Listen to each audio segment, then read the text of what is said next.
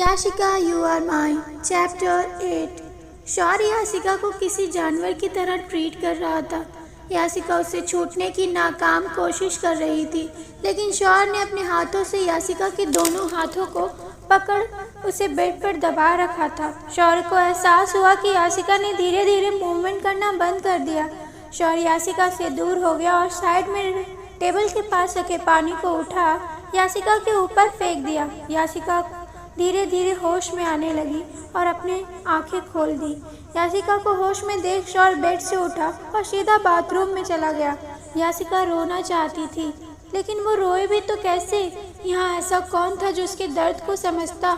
शौर्य जैसे ही बाथरूम में एंटर हुआ, उसने अपने आप को मिरर में देखते हुए कहा, शौर्य सिंह राठौड़ इतना हैवान नहीं था। आज हमें ये क्या हो गया था? हमने अपने गुस्से में ये क्या कर दिया? शौर्य जैसे ही बाहर आया, उसने देखा कि याशिका सो चुकी है।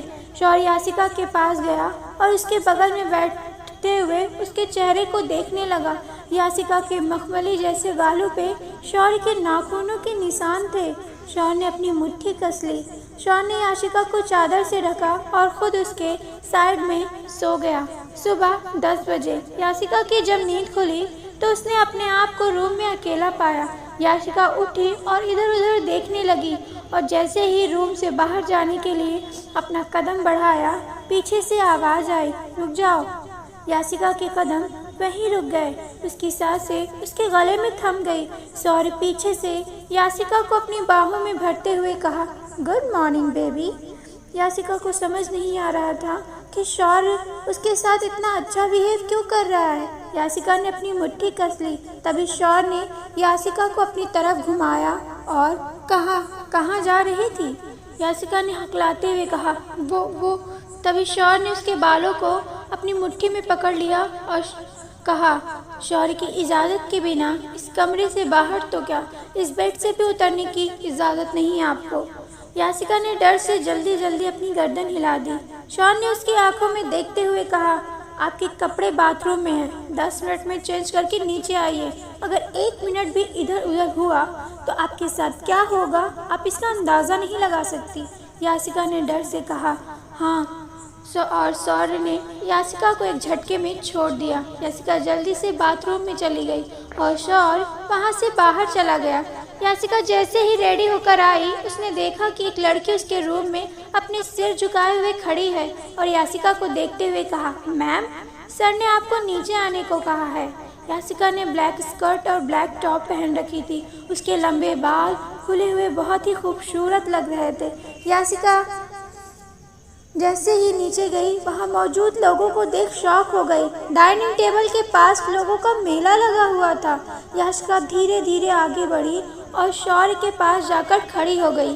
शौर्य ने याशिका को देखते हुए कहा, बैठो। याशिका की नज़रें झुकी हुई थी। तभी वहाँ बैठे एक आदमी ने कहा, कौन है ये लड़की और यहाँ कैसे बैठ सकती है? इसकी औकात नहीं बैठने की। किसी भी लड़की को कोठे से उठाकर यूँ महलों में नहीं बैठाया जाता। शौर्य ने जैसे ही ये सुना, उसकी आंखें गुस्से से लाल हो गई। शौर्य ने अपनी मुट्ठी कस ली और डाइनिंग टेबल पर रखे खाने पर अपने हाथ को मारा। पूरा खाना जमीन पे जा गिरा। वहाँ बैठे सभी लोग डर से कांप उठे, क्योंकि शौर्य का गुस्सा इतना भयानक और खतरनाक होता है कि कोई भी उसके गुस्से का सामना नहीं कर सकता। शौर्य के हाथों में चोट लग गई। उसके हाथों से खून टप टप कर फर्श पर गिर रहा था। तभी एक औरत आगे आई और कहा, शौर्य। वो औरत जैसे ही आगे बढ़ी, शौर्य ने अपने हाथ उठा उस औरत को रोकते हुए कहा, रुक जाइए। एक कदम भी आपने आगे बढ़ाया तो मैं इस पूरे विला को आग लगा दूंगा। उस औरत के कदम वहीं रुक गए। शौर्य के हाथों में चोट ज़्यादा लग गई थी। उसका हाथों से बहुत ही ज़्यादा खून निकल रहा था। तभी याशिका आगे आई और टेबल पर रखे टिश्यू को लिया। शौर्य के हाथ को थामते हुए टिश्यू उसके हाथों पे रख दिया। शौर्य अपनी लाल लाल आँखों से याशिका को घूरते हुए कहा, डोंट, और उसके हाथों को झटक दिया। तभी उसे आदमी ने फिर कहा, अपनी हरकतें बंद करो शौर्य, तुम भूल गए हो क्या कि मैं तुम्हारा बाप हूँ? शौर्य ने जैसे ही ये सुना, उसने गुस्से में चीखते हुए कहा, आह, और उस डाइनिंग टेबल पर तेजी से अपने उसी हाथ से मारा जिस हाथ में से उसे खून निकल रहा था।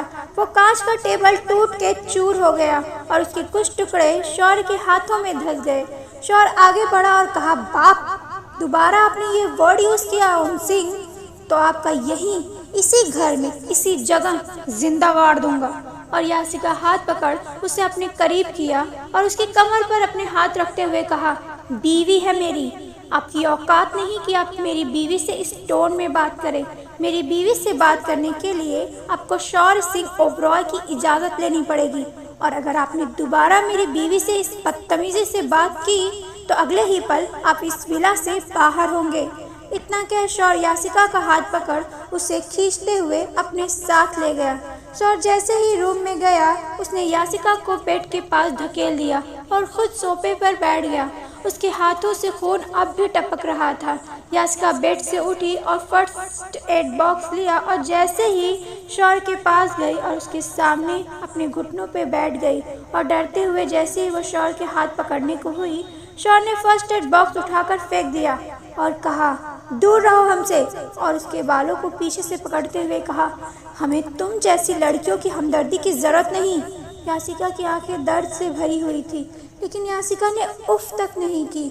यासिका उठी और फर्स्ट एड को उठाया और शौर्य के सामने बैठ गई और उसके हाथों को जबरदस्ती पकड़ा और कॉटन लेस साफ करते हुए कहा, हमदर्दी और आपसे